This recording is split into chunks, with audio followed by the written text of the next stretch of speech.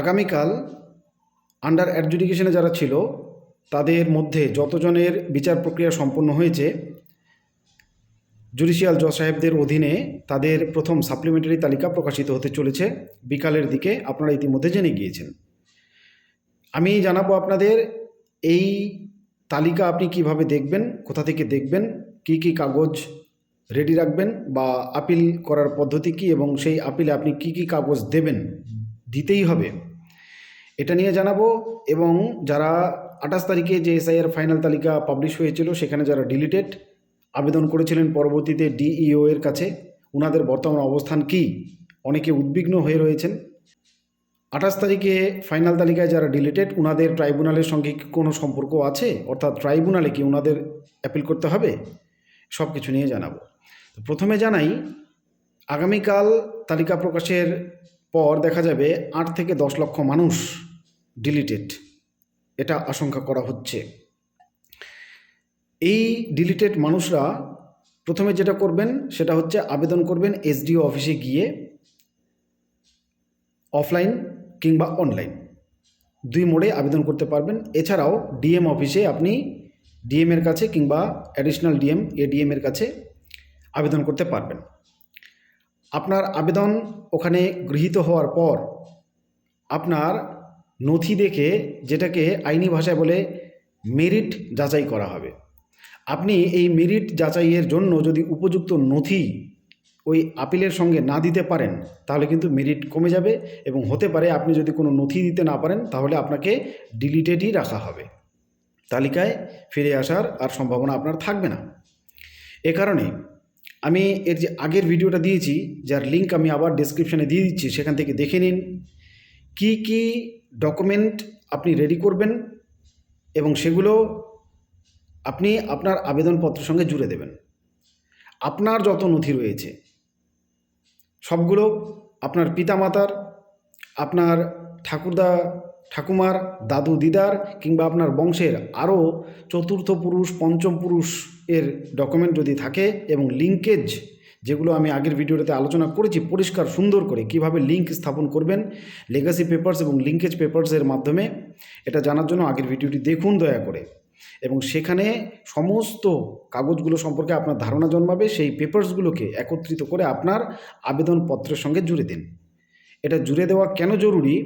কারণ আপনার আবেদনপত্রটা যখন খতিয়ে দেখবে, খতিয়ে দেখার পর কিন্তু ওনারা বিবেচনা করবে যে আপনার অবস্থা কি হবে, আপনার বিচার কি হবে, আপনাকে বিচারে ডাকা হবে নাকি ডাকার প্রয়োজন নেই। অলরেডি আপনি দেখা যাচ্ছে যে কোনো প্রমাণ নেই, অলরেডি আপনি মোটামুটি ডি ভোটার বা ডিলিটেড ভোটার, এটা যেন না হয়। এ কারণে আপনাকে উপযুক্ত প্রমাণগুলো আবেদনের সঙ্গে দিতে হবে। যতগুলো আপনার লিগ্যাল পেপারস আছে, তার মানে এই নয় যে যা খুশি তাই দিচ্ছেন। যেগুলো লিগ্যাল পেপারস আপনার দাবির সপক্ষে অথেন্টিসিটি প্রুফ করে, প্রমাণ করে যে আপনি যে দাবিটা করছেন সেটা খাঁটি, এই ধরনের যতগুলো কাগজ পারেন সেগুলো সঙ্গে দিয়ে দেবেন। কি কি কাগজ, লেগাসি পেপারস এবং লিঙ্কেজ পেপারসের মধ্যে কি কি রয়েছে সেটা জানার জন্য ভিডিওটা অতি অবশ্যই দেখুন। লিঙ্ক চ্যানেলেও ভিডিওটা পেয়ে যাবেন এবং লিঙ্ক ডেসক্রিপশানে দিয়ে দিচ্ছি। এছাড়া আমি আমার টেলিগ্রাম চ্যানেল এবং হোয়াটসঅ্যাপ গ্রুপটাতেও দিয়ে দিচ্ছি, সেখানে জয়েন করুন, ভিডিওটা দেখুন। ওখানে বিস্তারিত আলোচনা করেছি লেগাসি ডকুমেন্টস এবং লিঙ্কেজ ডকুমেন্টস সম্পর্কে, যেটা খুব ইম্পর্ট্যান্ট। এটা গেল একটা দিক। আবেদন করতে পারবেন আপনি অফলাইন এবং অনলাইন, দুই মোডেই বলে দিলাম। এবার যারা 28 তারিখের তালিকায় ডিলিটেড ছিলেন ওনাদের এত লেট হচ্ছে কেন, এখনও শুনানি শুরু হয়নি কেন? কারণ হচ্ছে শুনানিটা করার জন্য আপনাদের যে ডকুমেন্টগুলো, আপনারা যে আবেদন করেছিলেন তার সঙ্গে যে নথিগুলো দিয়েছিলেন সেগুলো ঝাড়াই বাছাই বা এক কথায় যাচাই চলছে। যাচাই মানে হচ্ছে আইনের ভাষায় যেটাকে বললাম আমি মেরিট, যে আপনার দাবির সপক্ষে মেরিট কতখানি আছে, সেই পেপারসগুলো রেডি করা হচ্ছে। তার জন্য অ্যাপিলেট গঠন করা হয়েছে, সেই অ্যাপিলেট কাজও শুরু করে দিয়েছে এবং অতি সত্বর আপনারা প্রস্তুত থাকুন, আপনাদের ফাইলগুলো রেডি করুন, কাগজের ফাইল। আরেকটা কথা, এই যে ট্রাইব্যুনালে যারা যাচ্ছেন সেখানে কিন্তু আপনাদের যেতে হবে না, অর্থাৎ যারা 28 তারিখে ডিলিটেড তারপরে ডিইও এর নিকট যারা আবেদন করেছিলেন ওটা কিন্তু আপনাদের আবেদন প্রক্রিয়া অলরেডি সম্পন্ন হয়েছে, আপনাদের আর কোথাও আবেদন করতে হবে না। ট্রাইব্যুনালে শুধুমাত্র তারা আবেদন করবেন যারা আন্ডার অ্যাডজুডিকেশন থেকে ডিলিট হচ্ছেন। কেন? কারণ হচ্ছে আন্ডার অ্যাডজুডিকেশনে যারা কাগজপত্র দেখছেন ওনারা অলরেডি জজ সাহেবরা বিচার করে দিয়েছেন, তারপরে যাদেরকে ডিলিট করেছেন তারপরে তাদের অধীনস্থ কোনো কর্তৃপক্ষ সেই কাগজ যাচাই করতে পারে না, অর্থাৎ ডিইও সেই কাগজ যাচাই করতে পারে না, কারণ তিনি জুডিশিয়ারি পদাধিকারী নন। এ কারণে যারা আন্ডার অ্যাডজুডিকেশন থেকে ডিলিটেড হবেন তাদের কাগজ যাচাই করতে পারবে ইনাদের থেকে আরও উঁচুতে হাইকোর্ট বা সুপ্রিম কোর্টের অর্ডারে কেউ। এ কারণে ইনাদেরকে ট্রাইব্যুনালে যেতে হবে।